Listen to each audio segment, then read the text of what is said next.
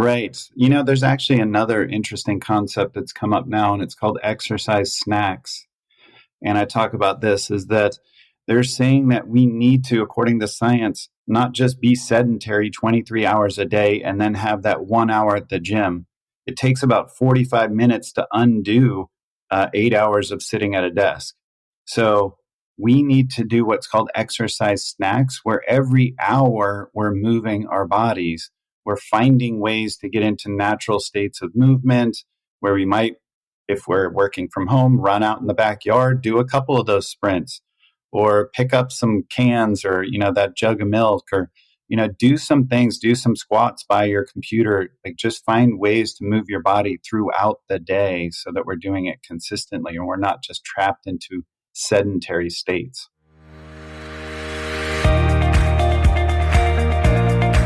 Hey, it's JJ, and welcome to Ask the Health Expert. But this isn't just any old Ask the Health Expert session. This is your bonus session. Yes, it's the weekend, and because it's the weekend, we are going to take some time with an amazing expert. So be on the lookout for these Saturday Ask the Health Expert bonus sessions where we're going to go deep into an amazing subject with an incredible expert to give you actionable items that you can put into your life. Oh my gosh, imagine if you got diagnosed with Epstein-Barr Virus, chronic fatigue syndrome, fibromyalgia, depression, insomnia, obesity, and even a pituitary tumor. What would you do? Well, if you're my guest, Shawn Wells, you would go and become the leading nutritional biochemist, an expert on health optimization, a chief clinical dietitian with over a decade now of clinical experience. You'd go and learn everything, first to fix your health and then become a leading expert to be able to help hundreds of thousands of others.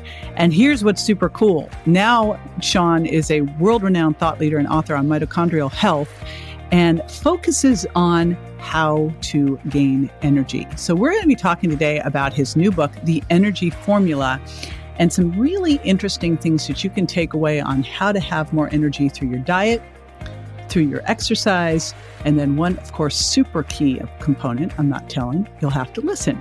So hang in. This is a fabulous, fabulous interview, and you will also want to make sure that you grab the show notes, because in them I have a super awesome quiz from Shawn.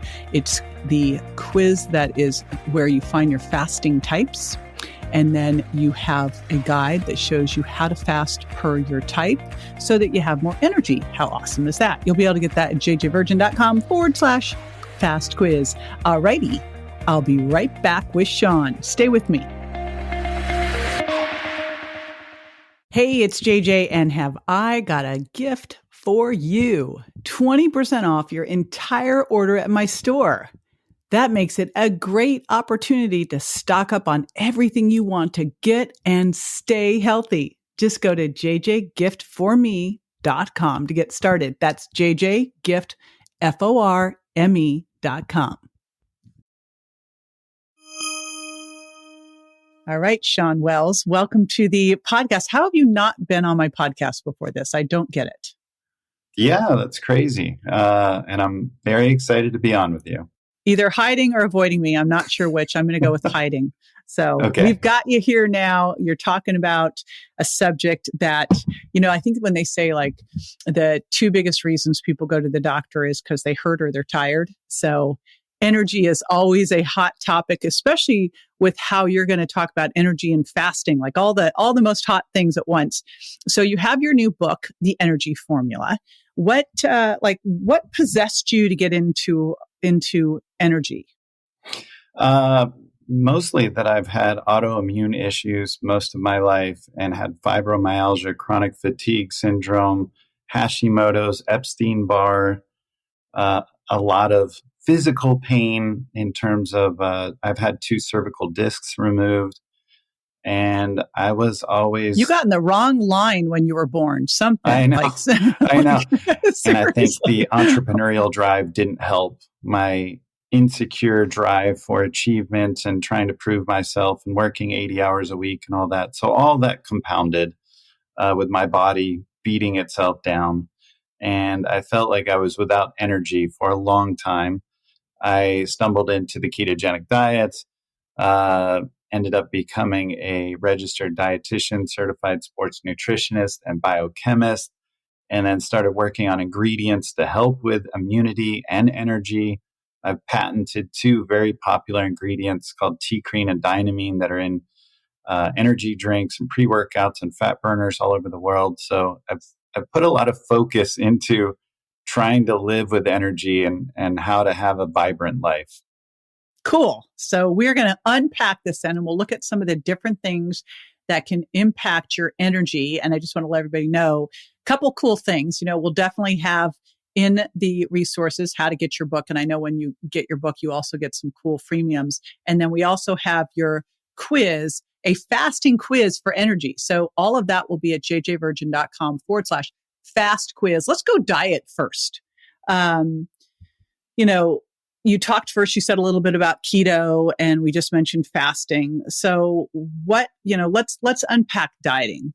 What's the best way to eat to help keep your energy? And I always like to say to have good, steady, sustained energy. I mean, you don't want to have like high energy and low energy, right? What comes up must come down, right? So what's the secret? Well, you've dialed into it yourself. I love the stuff that you talk about with eating a paleo/whole food diet. I mean, the simplest thing is eating whole foods. I know people talk about carnivore, they talk about vegan, Mediterranean, and even keto. And the key is the common thread that we should all agree upon is whole foods. That yes, you can have gummy bears and Coca-Cola on vegan.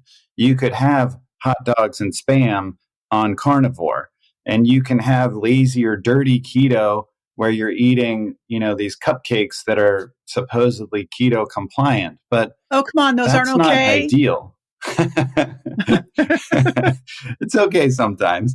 But the ideal is that we're eating whole food and we're getting ourselves off these ultra processed, high bliss point foods.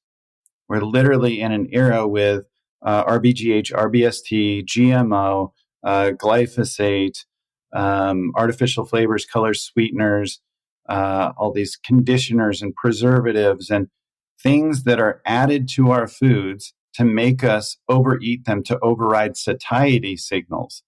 And that's where you run into these high bliss point foods where not only is it overriding satiety, but then it's also triggering like foodgasms where your serotonin and dopamine are just going off. We're meant to have spicy or sweet or acidic or crunchy or gooey in foods, right? In nature. But we're not meant to have like 6 of them together. And that's what's being done by these food companies to literally make us be addicted to these foods and feel compelled to overeat them.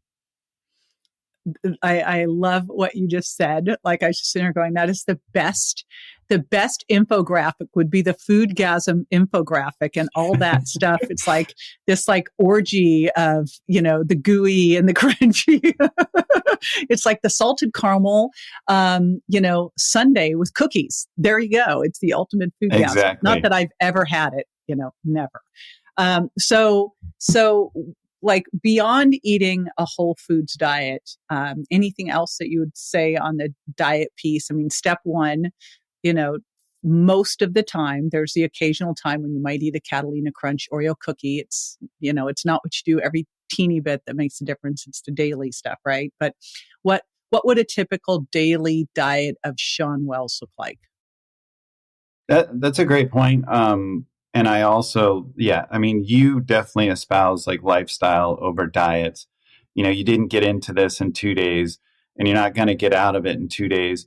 And also don't beat yourself up if you have one quote unquote bad meal or cheat meal, which I don't even like looking at it that way, because, just like if you're eating McDonald's for 20 meals a week and then you have one salad, you're not going to get healthy. And the reverse is true. That if you have a pretty healthy diet and you have one meal here and there that's just enjoyable and a giveaway, a free meal that you're allowed to do whatever, that's not going to really add up either. So that's something I've done for me is grant myself some grace. I do the ketogenic diet but I also do what's called cyclical ketogenic dieting, where 2 days a week or 2 meals a week, sorry, on like maybe a Saturday. So for lunch and dinner, maybe I'll be going out with friends on that Saturday night. I can have whatever I want. But all the other meals, I'm either doing intermittent fasting or a fairly strict ketogenic diet. So for me, that works well. Do you find because you eat healthy, and I mean, we've hung out enough times, I know that you eat healthy, that even when you're going out and going, okay, I'm going to eat what I want, you're probably not choosing, you know, I'm trying to even think of crappy food like fettuccine Alfredo with French fries on top. Probably not doing that, right? 100%. I mean, like you're saying, like once you get into a lifestyle, once you take yourself out of ultra processed high bliss point foods, those foods become something you're averse to and no longer desire. Like I remember, having a Subway sub not too long ago, and it tasted like someone had dumped like a whole bottle of salt on it because I was no longer used to eating processed foods like that. So it just doesn't pull you in the same way. It's too extreme. It's too decadent. Now when I have a chocolate bar, it's lightly sweetened, and that's something that's ideal. It's not. I don't desire like the tons of sugar anymore. And it still tastes sweet. That's the cool thing, that you can actually retrain your taste buds to like spicy and sour. And then you'll start to eat something like a blueberry and actually recognize the sweetness. So it can be done. I'm glad that you're also confirming that. Well, let's move over to exercise. So then in terms of exercise for energy, what do you recommend? So here's one of the best hacks for exercise is you might think that you need to be in the gym 5 or 6 days a week, but there's something that you probably heard of called high intensity interval training that in 5 to 10 minutes, twice a week, you can accomplish more than most people are doing low intensity, steady state traditional cardio for an hour at the gym, because you're not going to get radical adaptation, body composition changes when you're training at 40 to 50% of your maximum. You get it at the 90, 95, 100% thresholds. So doing 5 minutes of what is full intensity, high intensity training, like say going from walking or jogging to sprinting all out, and doing that a couple times, just in that 5 minutes, you're going to accomplish more than most people are doing just doing circuit training or just being on a bike or doing the treadmill for an hour, where you're moving your body, yes, you're burning calories, but the body isn't really being forced to change or readopt new mechanisms, new adaptations. It's just not going to happen that way. So that's definitely a hack. What you say there is super important, and it gives you two different things to look at. And I think that the old model, the bank account model, was how many calories can you burn when you work out? And by the way, when you really look at that, you get on a treadmill, it tells you based on your weight how many calories you burned. It's not actually true, because you would have already been burning some calories during that time anyway. This is just how many you burned on top. So they give you misinformation with this whole thing about how many calories, because your body burns calories anyway. But you really don't want to look at it that way. What you really want to look at with exercise, which is what you just explained, is, to me, exercise is exercise when you get hot, sweaty, and it hurts. That's what exercise is. Now, should we move more and walk the dog? And heck yeah. But walking is controlled falling. Let's get real. And exercise, like high intensity interval training, lifting heavy, bursting, that is a different thing that causes your body to have to adapt, that creates oxygen debt, that builds muscle. And these are the things that create the change in your metabolism. I remember seeing this study, Shawn, early on, and it was looking at joggers, not sprinters. Joggers and sprinters, very different bodies. In fact, you look at a sprinter or a jogger can kind of have the body of a couch potato because they've got a lot of stress hormones. They're burning up muscle. Sprinters are ripped, man. But they looked at joggers, female joggers, and they went, wow, if they miss a week of jogging, they gain weight. But the sprinters don't, because they've got the muscle mass on them that's maintaining, that's keeping them insulin sensitive, that's keeping them with an elevated metabolic rate, versus those joggers who they're either moving and using calories, or they stop and it stops. So It's a really important thing. Distinction, what you just said is like, go do the hard stuff and then move as much as possible, but don't think you're exercising. That walk you did with the dog, that was exercise for the dog. Right. There's actually another interesting concept that's come up now, and it's called exercise snacks. And I talk about this is that they're saying that we need to, according to science, not just be sedentary 23 hours a day and then have that 1 hour at the gym. It takes about 45 minutes to undo 8 hours of sitting at a desk. So we need to do what's called exercise snacks, where every hour we're moving our bodies. We're finding ways to get into natural states of movement where we might, if we're working from home, run out in the backyard, do a couple of those sprints, or pick up some cans or, that jug of milk, or, do some things, do some squats by your computer. Like, just find ways to move your body throughout the day so that we're doing it consistently and we're not just trapped into sedentary states. I think the best thing that's happened in the house that we moved into, well, a couple things. So now, wait till you see it.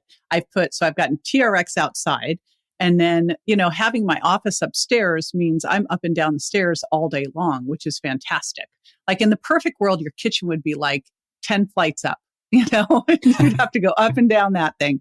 So, you could do that. You could get a little exerciser, keep by your desk, something to just keep you moving. We had a gal when I was doing ABC's Extreme Makeover.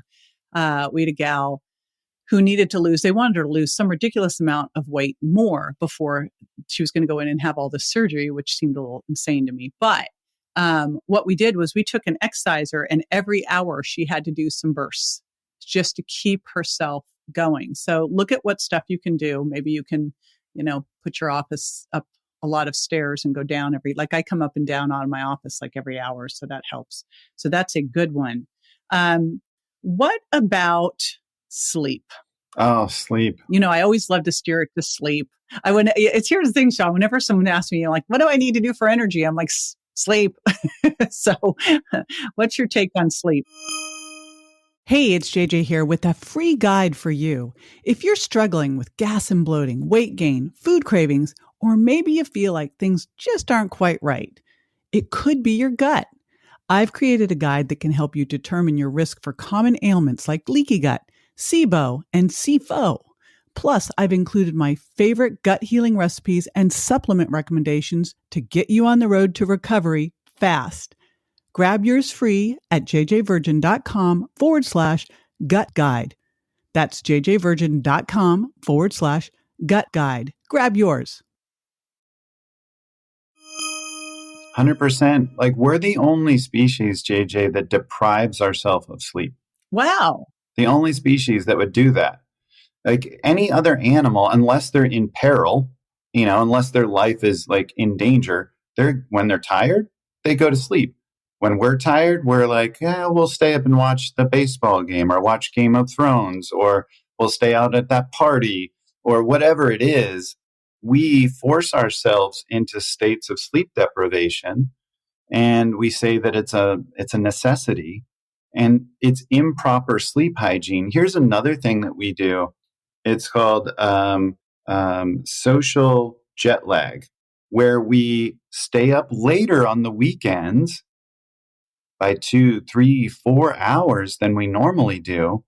And it's literally like traveling to a different country. It's like we were going to Europe. And our bodies, that's why on Monday morning, we're like, oh my God, what happened? It's because of this social jet lag we're forcing our bodies to do. There's something called circadian rhythm. It's the sleep-wake cycle. We're not nocturnal. We're meant to go by the sun and the moon. We're supposed to be tired when it's dark. We're supposed to be awake when it's light. And they've even shown that people that try and buck that trend with jobs that are in the evenings and late at night, they live 30% less long. So it has an impact on our bodies to try and buck the circadian rhythm, the natural flow of neurotransmitters and hormones. And we're meant to wake up in the morning and by the way, eat during the daylight. There's Dr. Sachin Panda's data talks about that we're meant to eat during those daylight hours and not eat at night. That's turning on our circadian rhythm. That's blocking melatonin when we're eating late at night, along with the blue light that we shouldn't be getting. We should be wearing the blue light blocking glasses, or we should be not getting exposed to all the devices, the iPads, the phones, the TVs, the laptops late at night. All that blue light is blocking the release of melatonin. And this is preventing us from getting the quality sleep that we need. With sleep hygiene, we should be going to bed at the same time every night, with proper hygiene, making sure it's at what if it's 10 for you and that's the right time, then that's the time you go to bed Monday through Friday, but also Saturday and Sunday if possible, knowing that that's going to have an impact if you do that social jet lag scenario. So what time do you go to bed and get up?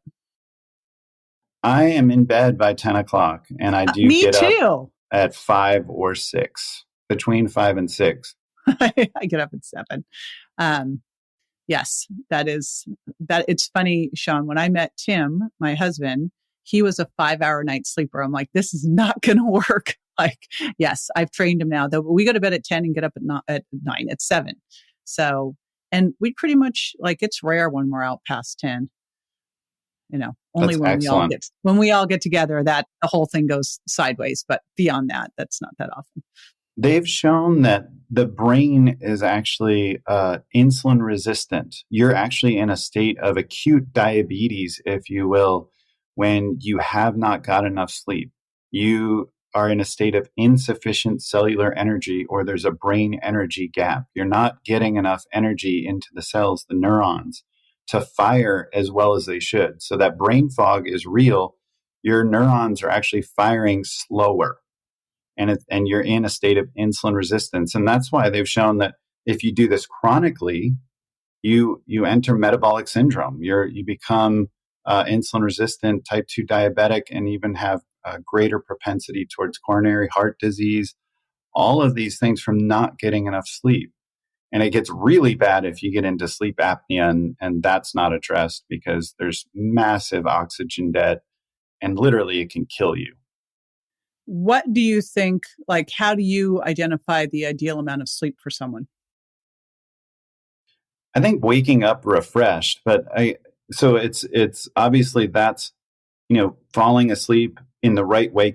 In my book, I talk about creating a sleep fortress and that sleep hygiene, going to bed at the right time consistently, but creating that sleep fortress where, it's cool in your bedroom and there's no peripheral light coming in. Maybe you wear a sleep mask, and there's maybe scents that help you fall asleep, and you don't have devices around, and there's no arguments and things going on in the bedroom. The bedroom's all about sleep.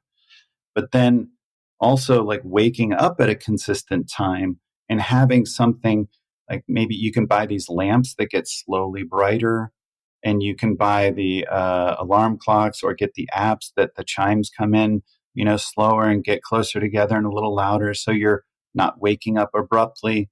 But it should be a way that you're waking up feeling refreshed. And typically that is 7.5 to 8.5 hours. It depends on the person, but it's something like that. And I like leaving myself in the book. I talk about, there's morning routines, and most successful people have a good morning routine. But you might think, like, I don't have time to do podcasts and journals and all kinds of stuff. And that's cool. If you can just give yourself 5 to 10 minutes, and instead of and rolling out of bed and I'm exhausted because I stayed up and watched Game of Thrones, and where's the coffee? I need a donut because my brain isn't working right. I feel like I'm in a brain fog, and then I'm running late. I got to jump in my car and I'm dodging traffic. I'm turning up the radio because I'm exhausted, listening to some music, and then that guy cut me off. Then I get into work and there's all these emails, and I'm just holding on for lunch, and then I want sugar and pizza and whatever. If you wake up in that calm way that I was talking about, and you have the light slowly get brighter and the chimes come in, and then you do some box breathing for a couple minutes, 8 seconds in, 8-second hold, 8-second out, 8-second hold. Repeat that a couple times. Now say some affirmations to yourself about what a great day this is going to be, like who you are as a person, how proud of yourself you are. Change that inner voice from the inner critic to the inner champion, because if anyone talked to you like you talk to you, you wouldn't be their friend. So you got That's to a great change that point.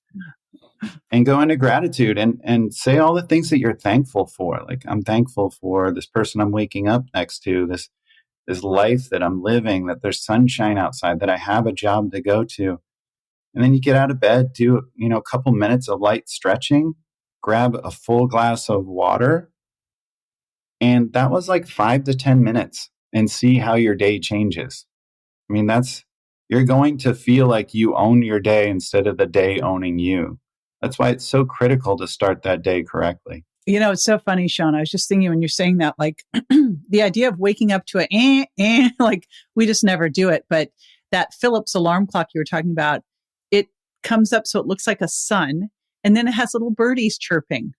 And, it's so nice. Yeah, little birdies. And so even my own alarms on my phone, any of that stuff, we have like pretty little things. We would never use something nasty, but we're so trained now to go to bed at 10 and get up at 7 that we don't. And that's kind of one of my things. Can you wake up feeling rested without an alarm? Yeah. So that's another one. I want to pull up one other thing because you mentioned it. What is your theory? Because I think people cannot hear this enough in terms of locking things down after dinner and what time you should eat dinner and what that dinner meal should look like. So I think this, if you're going to make one shift in your eating, if you can change this thing, it has such a dramatic impact. So what do you say about meal timing in the evening?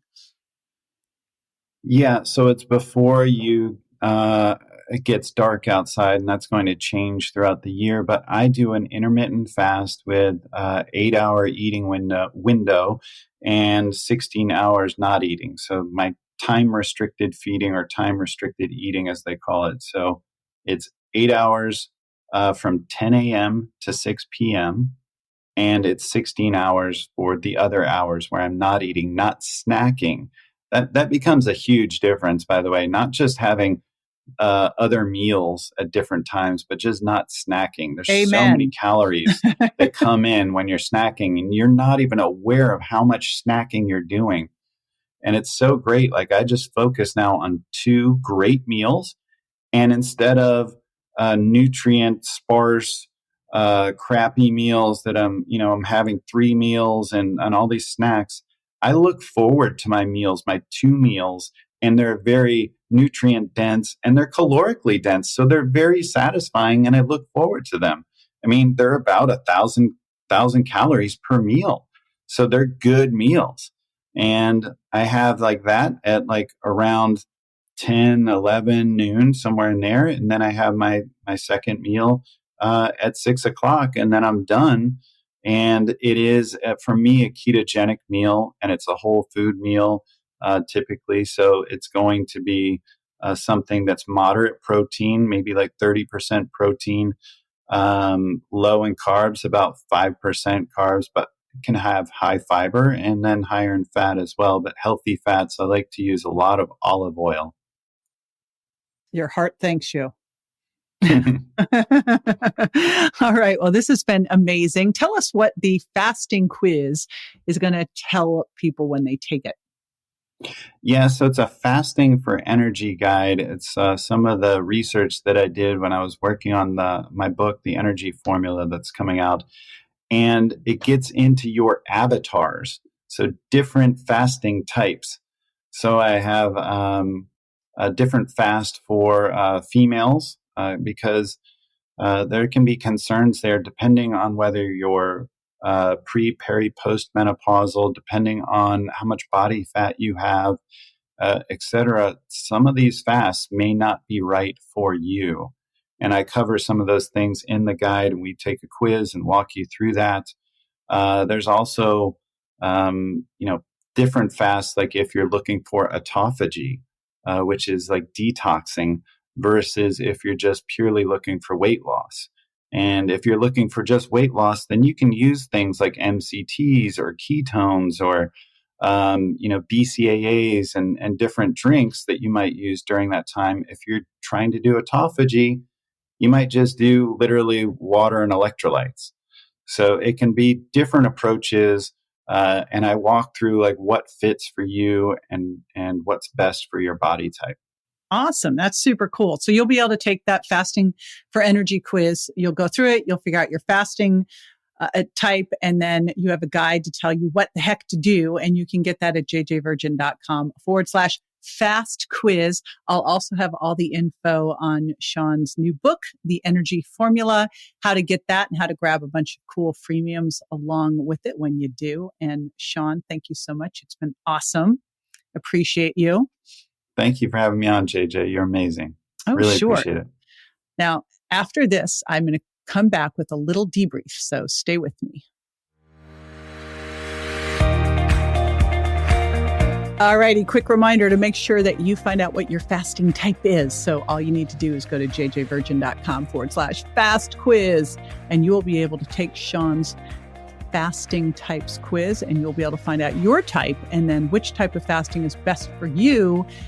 You know, you don't think about having fasting for energy. You'll be able to find the best type for you to fast for energy. And I got to tell you, I have this visual in my mind. It's like I'm dying to get Shawn to create this. When he said foodgasms, I'm just thinking and like all of these high bliss point foods all being put together to create this like craving. And I just kind of see this infographic of like, you know, the crunchy and the salty and the creamy and the sweet, creating this like orgy of flavors. Did you see that too, or is it just me? I can't unsee it. Anyway, all right.